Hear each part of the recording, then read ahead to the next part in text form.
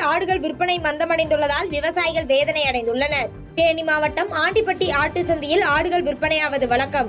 இதனையடுத்து தேனி, மதுரை மற்றும் திண்டுக்கல் மாவட்டங்களில் இருந்து வியாபாரிகள், பொதுமக்கள் என ஏராளமானோர் ஆடுகளை வாங்க வருவர். அந்த வகையில் ஆடி மாத விழாக்களால் கடந்த 3 வாரங்களாக அதிக அளவில் ஆடுகள் விற்பனையான நிலையில் வெளியூர் வியாபாரிகளின் வருகை மிகவும் குறைவாக இருந்ததால் விற்பனை மிகவும் மந்தமானது. இதனைத் தொடர்ந்து வழக்கமாக வருவதை விட ஆடுகளின் எண்ணிக்கையும் குறைவாக இருந்ததால் பெரிய அளவில் ஆடுகள் வியாபாரமாகவில்லை. இதனால் ஆடுகளை விற்பனைக்கு பிடித்து வந்திருந்த விவசாயிகள் ஏமாற்றத்தோடு வீடு திரும்பினர்.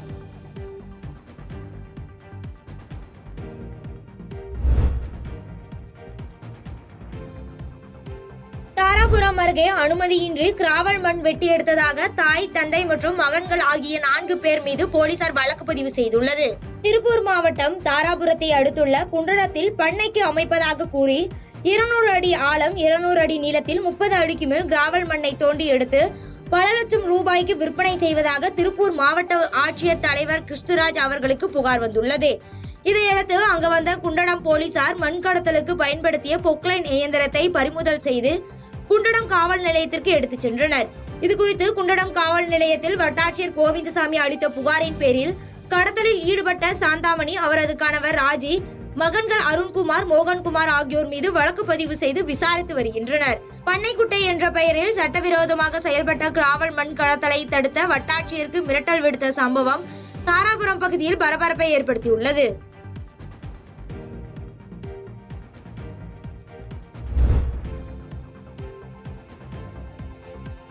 நீலகிரி மாவட்டம் கூடலூர் அருகே மின்சாரம் தாக்கி இறந்த காட்டு யானையின் உடலை வனத்துறையினர் புதைத்த பகுதியில் துர்நாற்றம் வீசுவதாக பொதுமக்கள் புகார் அளித்துள்ளனர். நீலகிரி மாவட்டம் கூடலூர் மச்சிக்கொல்லி தேவர் சோலை பகுதியில் சுற்றித் திரிந்த காட்டு யானை பாக்கு மரத்தை உடைக்கும் பொழுது மின்சாரம் தாக்கி உயிரிழந்தது. இதனைத் தொடர்ந்து சம்பவ இடத்திற்கு வந்த வனத்துறையினர் மற்றும் மருத்துவ குழுவினர் இறந்த காட்டு யானையின் உடலை பிரேத பரிசோதனை செய்த பின் அப்பகுதியிலேயே குழி தோண்டி புதைத்துள்ளனர். இதனால் யானையின் உடலை சரியாக புதைக்காததால் தற்பொழுது அப்பகுதியில் துர்நாற்றம் வீசுவதாக அப்பகுதி பொதுமக்கள் கூடலூர் கோட்டாட்சியரிடம் புகார் அளித்துள்ளனர். மேலும் வனத்துறையினர் யானையின் சடலத்தை அங்கிருந்து அப்புறப்படுத்த வேண்டும் என்று அப்பகுதி பொதுமக்கள் கோரிக்கை விடுத்துள்ளனர்.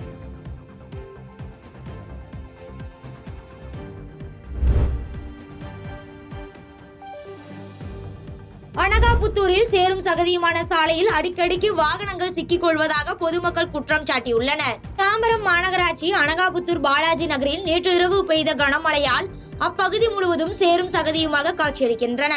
இதனால் காலையில் அப்பகுதியில் சென்ற வேன் ஒன்று சேரில் சிக்கிக் கொண்டுள்ளது. இதனால் அப்பகுதியில் போக்குவரத்து சிறிது நேரம் பாதிப்படைந்துள்ளது. இதனையடுத்து தினந்தோறும் இச்சாலையை கடக்கும் இருசக்கர வாகனங்களும் வழுக்கி விபத்துக்குள்ளாவதாக கூறும் அப்பகுதி பொதுமக்கள் சாலையை சீர் செய்யாததே இதற்கு காரணம் என குற்றம் சாட்டியுள்ளனர். எனவே உடனடியாக சாலையை சீர் செய்து தர வேண்டும் என அப்பகுதி பொதுமக்கள் அரசிற்கு கோரிக்கை வைத்துள்ளனர்.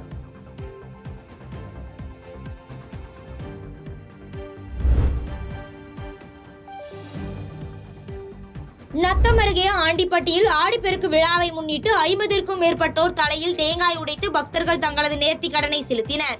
திண்டுக்கல் மாவட்டம் நத்தம் அருகே உள்ள ஆண்டிப்பட்டியில் மகாலட்சுமி அம்மன் திருக்கோயில் அமைந்துள்ளது.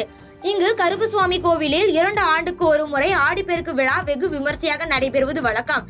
இதனைத் தொடர்ந்து இத்திருவிழாவின் போது ஆண், பெண் என 2 பாலின பக்தர்களும் தலையில் மீது தேங்காய் உடைத்தும் சாட்டையால் தங்களது மீது அடித்தும் நேர்த்திக்கடனை செலுத்துவார்கள்.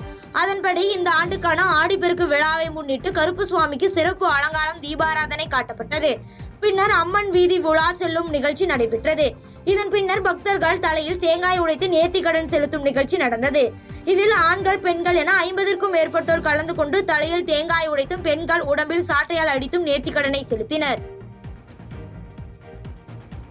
பாதகம் செய்பவரை கண்டால் நாம் பயங்கொள்ளலாகாது பாப்பா, மோதி மிதித்து விடு பாப்பா, அவர் முகத்தில் உமிழ்ந்து விடு பாப்பா.